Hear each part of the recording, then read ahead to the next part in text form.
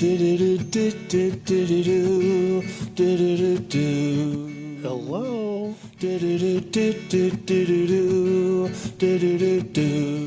Guess who this is?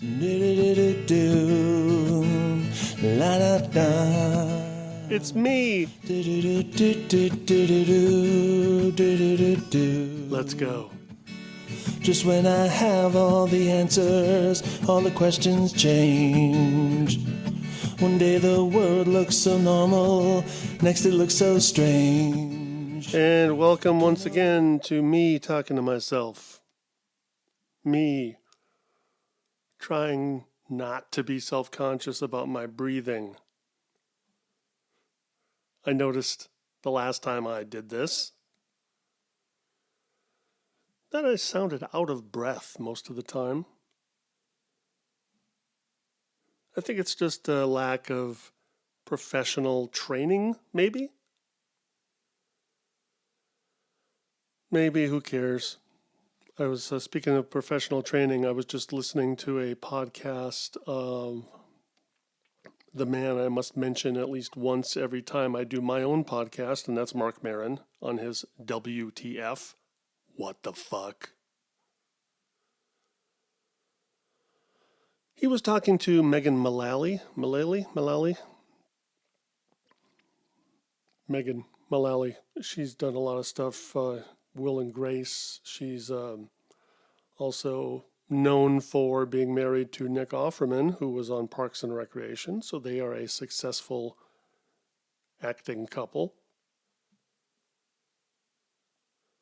She mentioned the fact that she didn't have formal acting training, and also that she's also a singer on the side, or I guess as part of her career, she also is lesser known for doing singing in a, it sounded like big band stuff, like 1940s jazzy big band stuff, pretty cool. But my point is about the training. Because off and on, I have taken some classes. In fact, for quite a while, I was really devoted to this. This is a podcast. I'm somewhat devoted to this, but this is not about training. I don't have podcast training. And that's kind of my point here. Not kind of, it actually is my point, is that there are so many ways to do things. I took acting classes for a long time, and that's fine. At the time I needed it or felt I needed it for various reasons, whether for my acting pursuits or just for my state of being, my psychological well-being. Because my attending acting classes coincidentally coincided with the end of my marriage, or nearing the end of my marriage. I started pursuing acting and going out on auditions and taking classes on a regular basis in 2006. And sometime, it's kind of fuzzy, but sometime, later, the marriage wasn't going well at the time, although I was thinking, well, it's marriage, right? And I just thought it was just, I don't remember thinking it was the end. In fact, it was my wife who ended up making the request to end it. At the time she did. I didn't really argue that much. It was heartbreaking, but I didn't argue much. But here's the point, is my attending acting classes and starting to pursuing grammar much. My the start of my pursuit of acting was they coincided. Now I don't remember that being a conscious choice, but who knows what makes us do things, right? Looking back, I think maybe it wasn't coincidental. Maybe it was another one of those things, just like at the end of, or at or near the end of my first marriage back in the 80s, is when I started seriously pursuing stand-up comedy. And so I don't think it's a coincidence now looking back. There's a pattern. Two isn't really a tremendous pattern, scientifically or statistically speaking, but I guess they coincide. I felt the need to express myself and be myself and get out there and um, pursue my dreams or just pursue something, express myself. And when you're ending a relationship and you're either losing your identity or part of your identity or questioning your identity, I guess it's natural that you would start uh, doing stuff that would satisfy yourself or figure out who yourself is.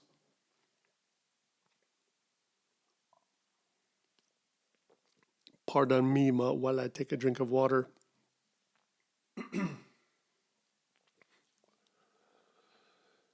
So Megan Mullally, it's the thing about that there's no one way of doing things. And while I do think I got something out of my a number of years of going to acting classes, uh, it was really focused on acting for film and television, where you tend to want to be smaller and do less than, say, when you go to do theater acting. Theater acting, you can be bigger. In fact, you pretty much have to be bigger, depending on the venue, but most theater venues are large, cavernous places. There are some small black box places, but the point is, in theater, you tend to be bigger. And in film and TV, you tend to be smaller. So a lot of what I learned from focusing on film and TV acting is how little you can do, and the camera still picks it up.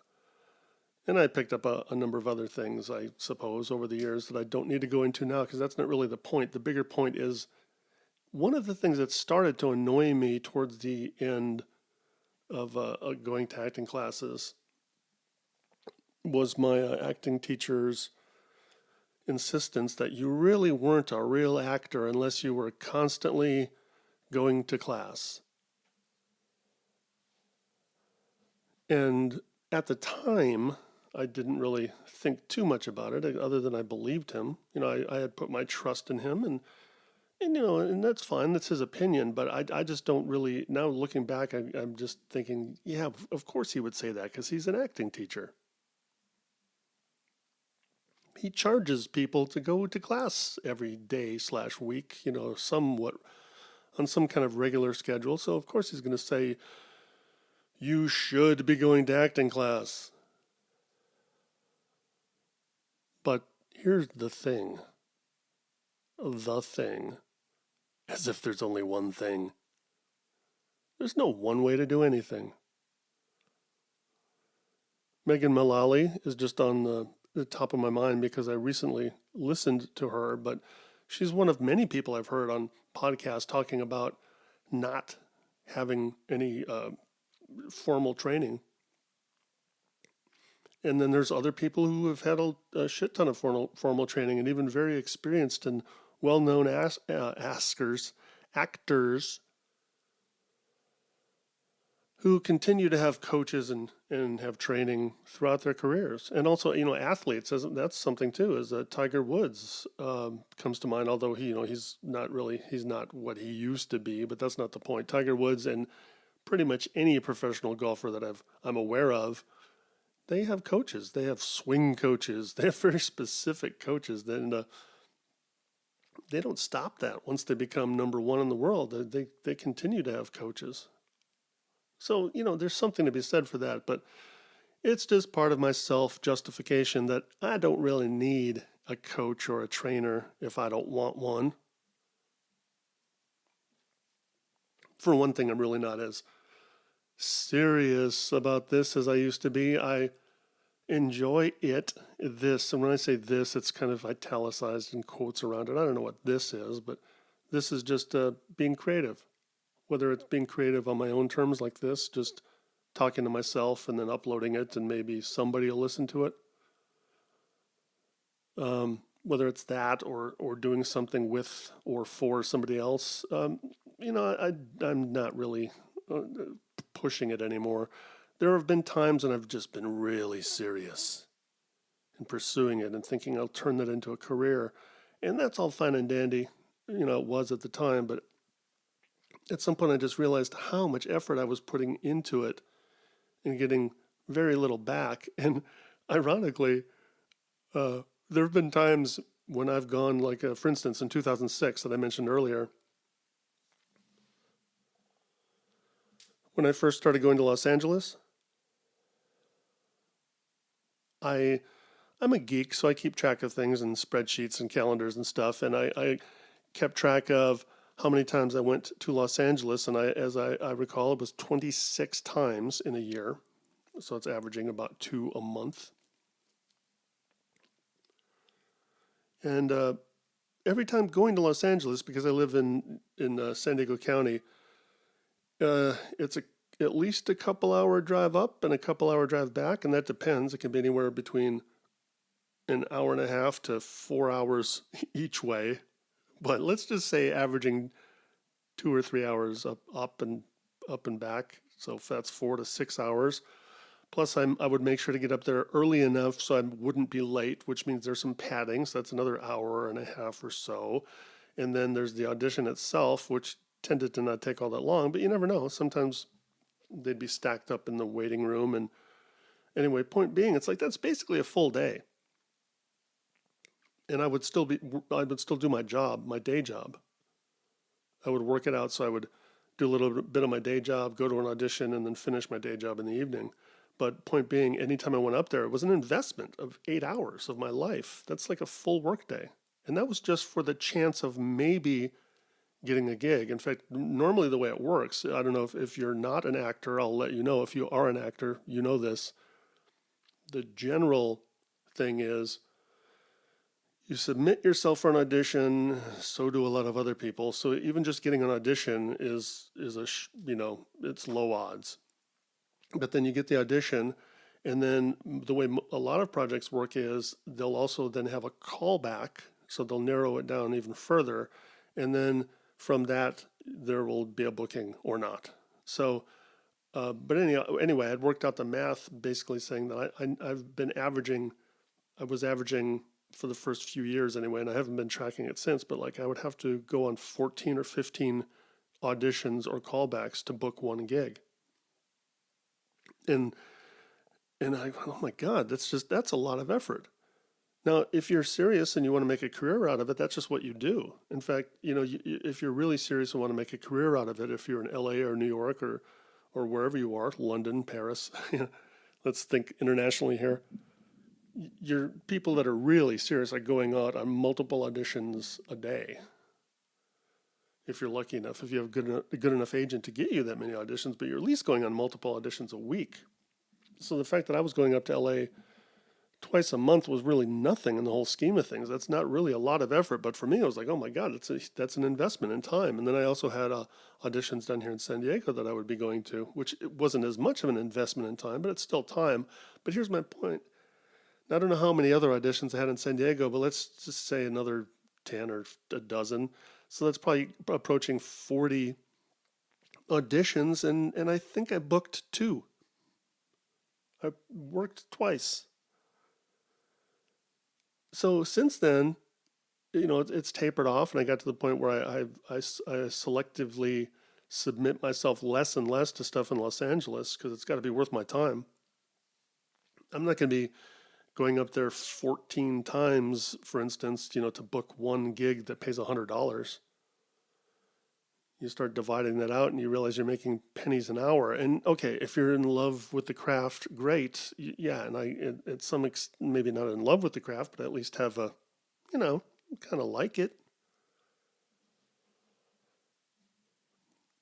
I guess the point I'm leading to is I was putting forth a lot of effort and getting very little back, and there was really, no end in sight. Because even people who've been doing this for a long time and are very devoted to it and have made the move and live in Los Angeles and have immersed themselves and they're very serious about it and they've got that kind of day job or night job or, driving an Uber has become popular these days. It's kind of like what used to be waiting tables now.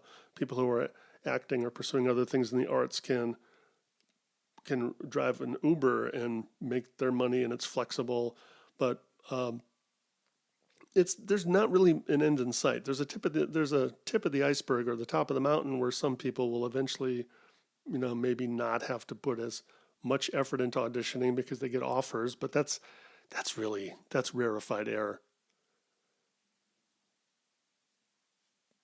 So all of that effort with all that little payback, and I realized, no, there's other ways I can do this. There's other ways I can satisfy my creative desires. I don't necessarily have to be famous or even not famous, but be on national TV where I get excited there, and I can't lie. It still does thrill me. Every once in a while I'll get the chance to go to LA for an audition, or I'll just hit a comedy club up there and sign up for an open mic. And there's something different about it. The stakes are higher. Or even if the stakes are higher, it's just the mystique. So I'm not going to kid myself or you if you happen not to be me. I'm not going to lie and say that it still doesn't excite me to an extent, but really less and less. It really excites me less and less. I don't need that external reinforcement of me telling me that I'm okay somehow.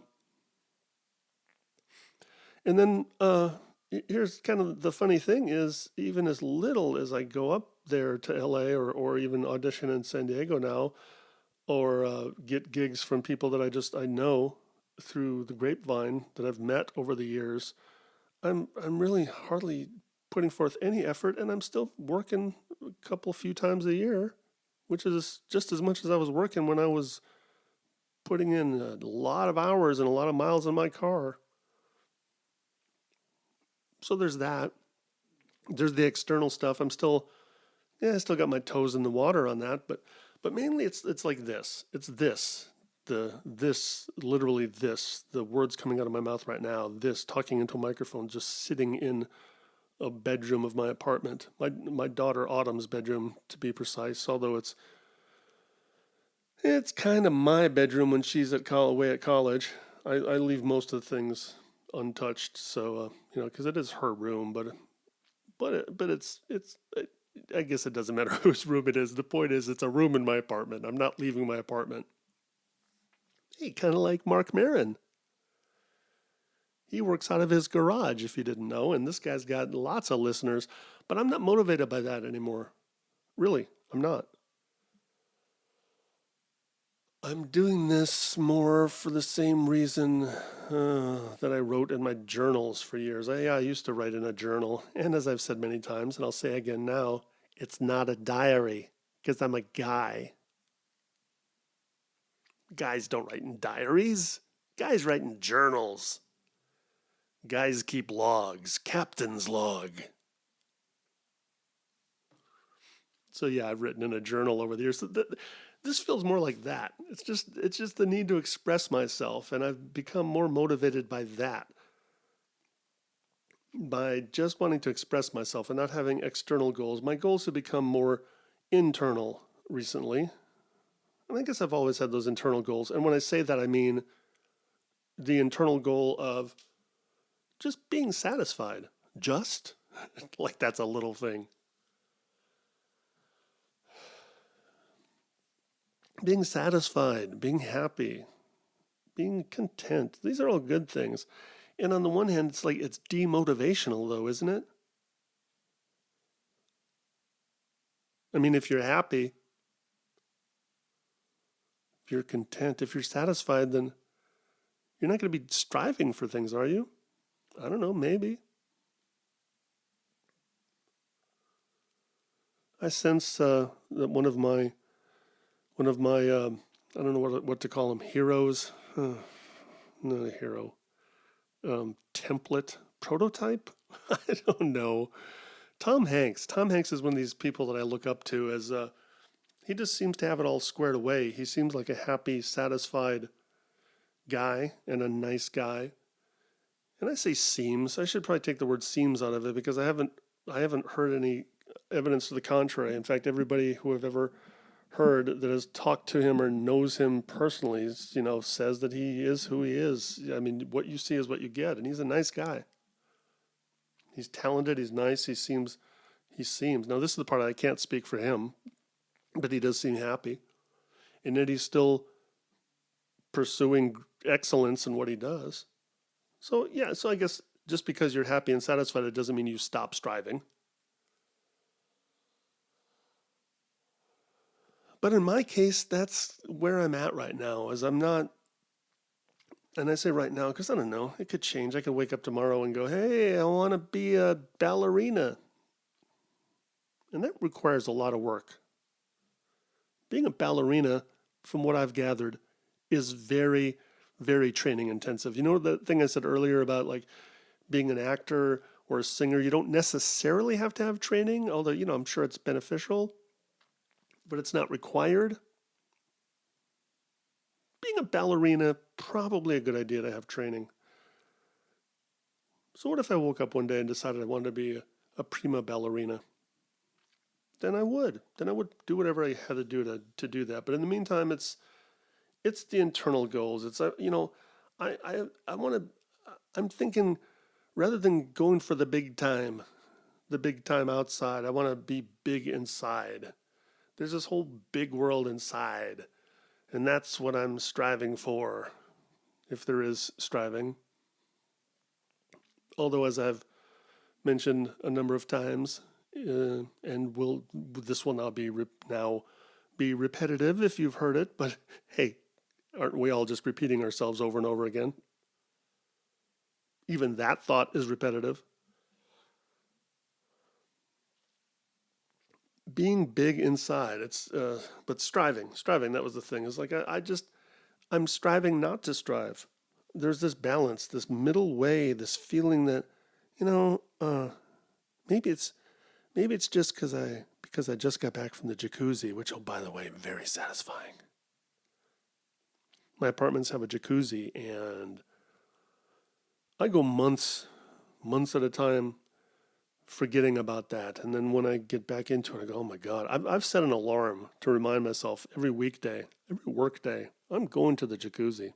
I'm having a mini vacation. And so maybe that has relaxed me to the point where I'm really thinking, I don't need to strive. I'm happy where I'm at. But even when I'm doing stuff, even when I'm doing my day job, which I enjoy, and even when I'm doing this right now, which I guess if I stop to think about it, let me stop.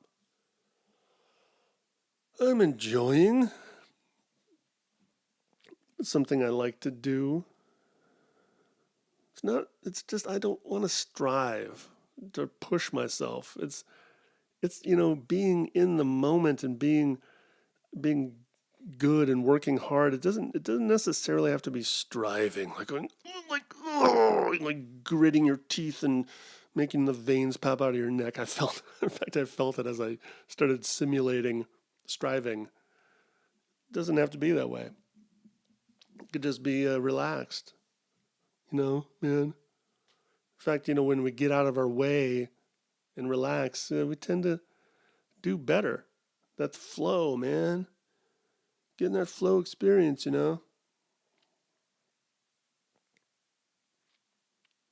There was it's funny when I look back at not that long ago. Well, I guess it's been several years now.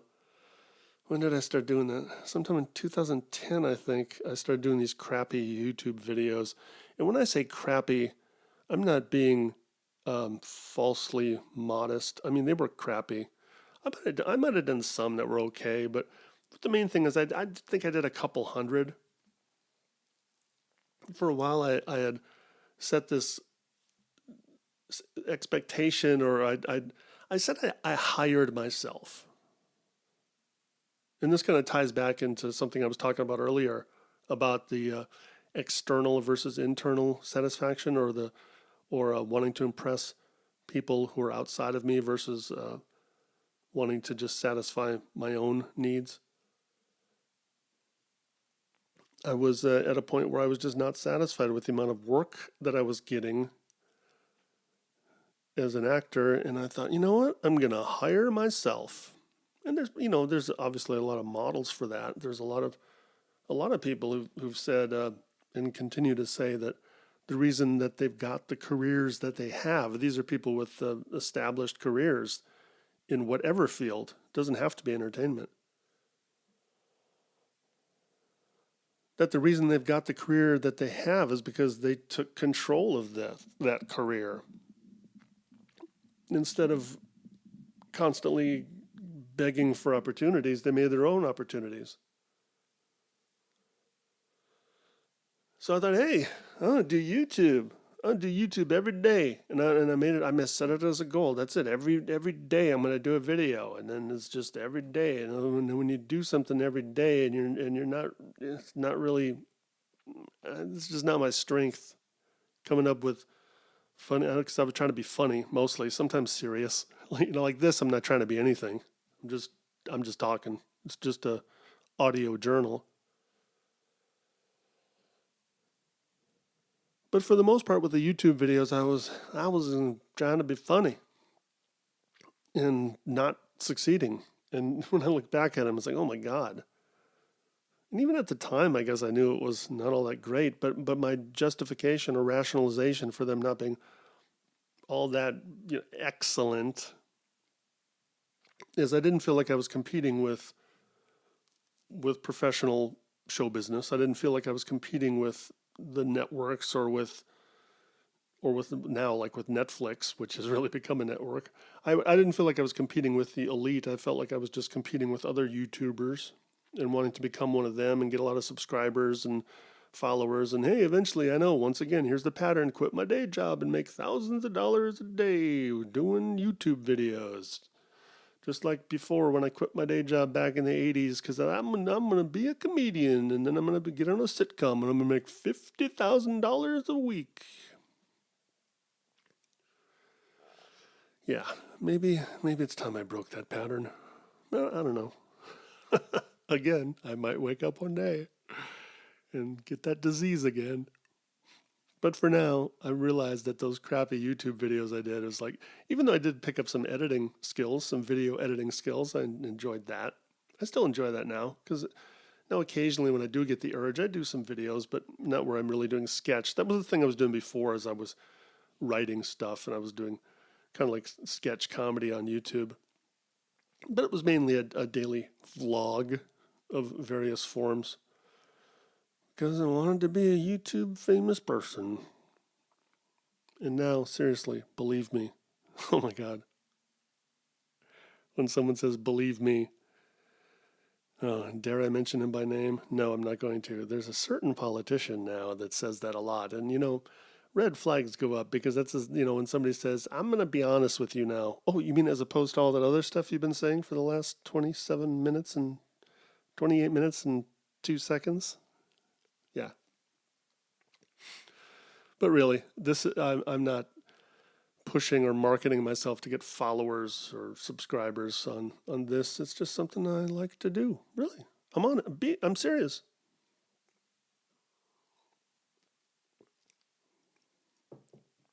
Even though I will probably post this on Facebook so that my 3.5 loyal listeners can know that I've done it.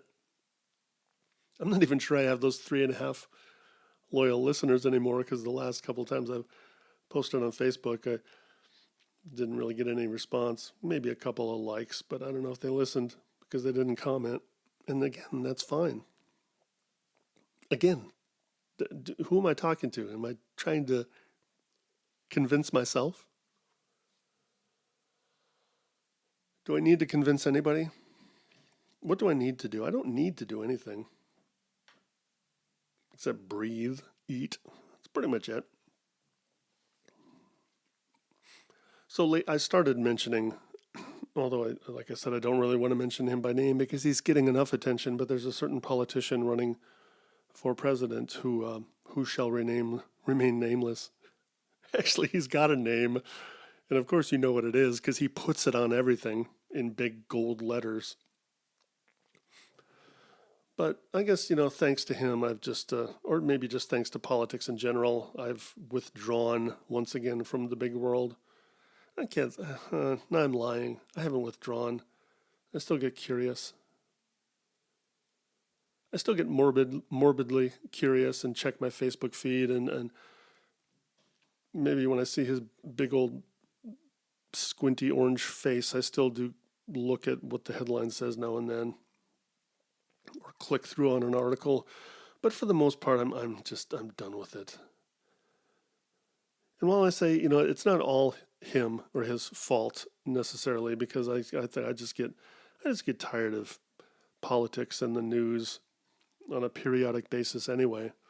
And especially when it becomes this time of, the 4-year cycle where we're just being bombarded with stuff. So glad I don't have television in the traditional sense. I mean, I do watch things. I have Hulu, Netflix, Amazon Prime,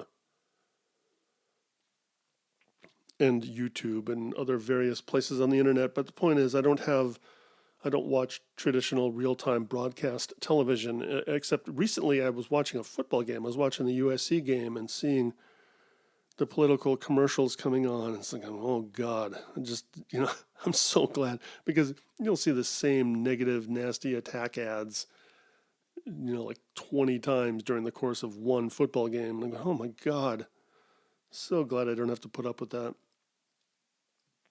I'm withdrawing. Does it mean I don't care? No.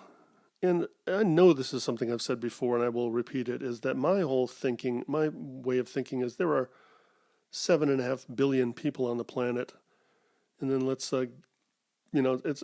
and there are plenty of activists. I don't know what percentage of those people are activists, going out there and actually physically, like rubber on the road, or where the rubber meets the road, or trying to enact change directly. I don't know what percentage, but there's plenty.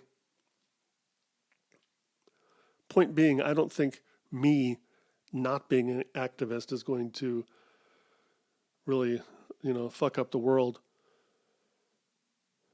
And then conversely, I think what I do personally to help the world is, aside from whatever charitable donations I give,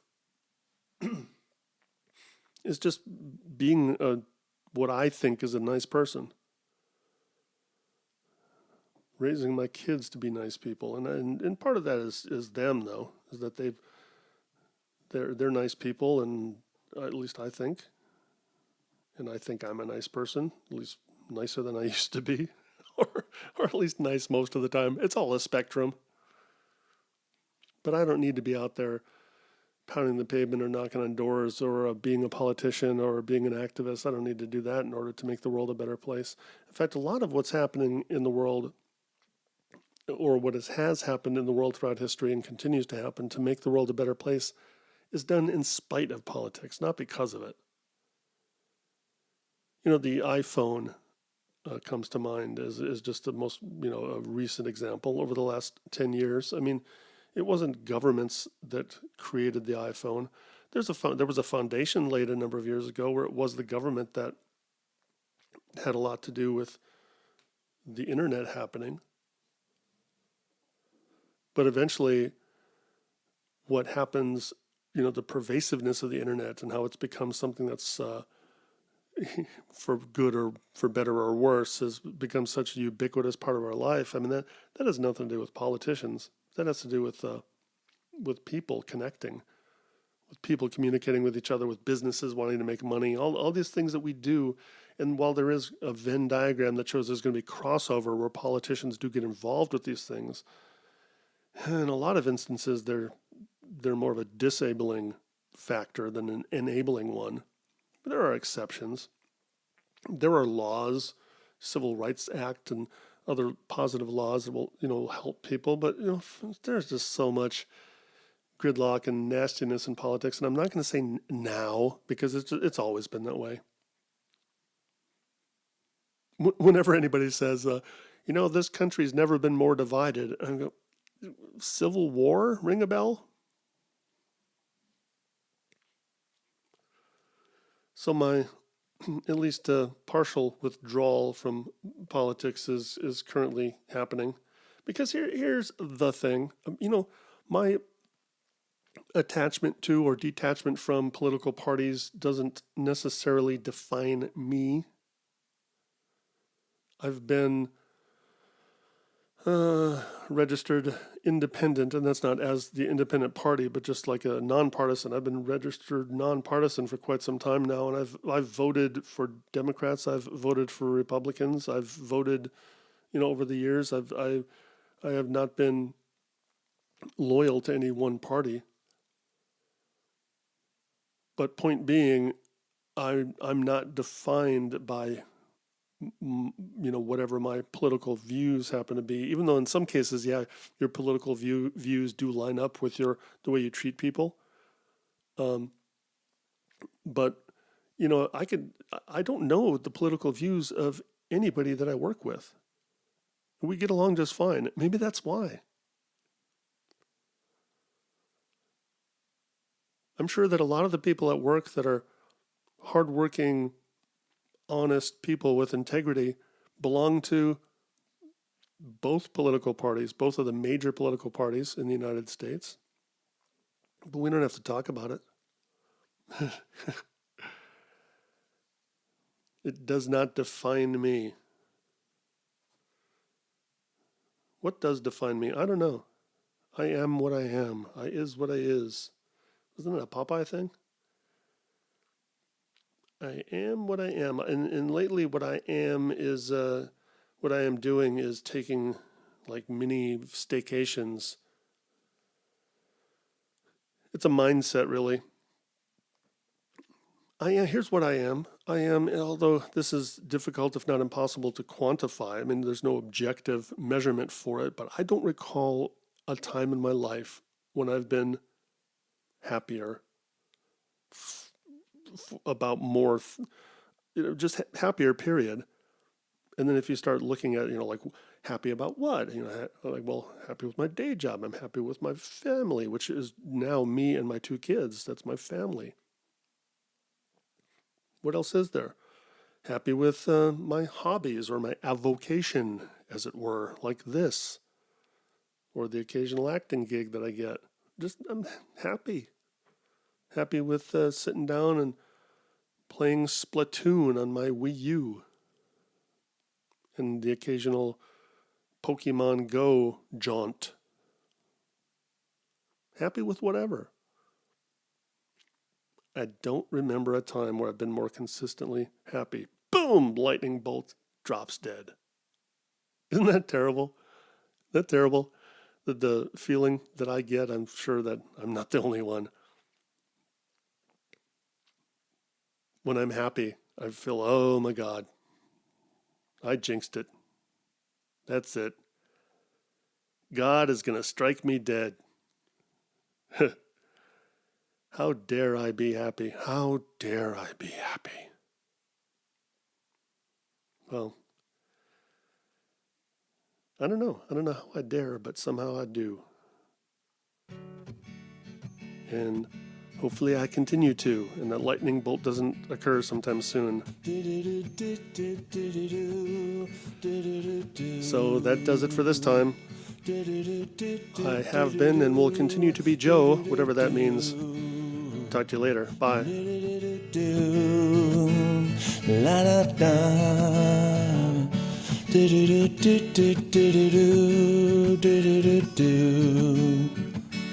Just when I have all the answers, all the questions change. One day the world looks so normal, next it looks so strange. Looking over the ocean on a sunny day, I'd like to stay here forever, it would be okay.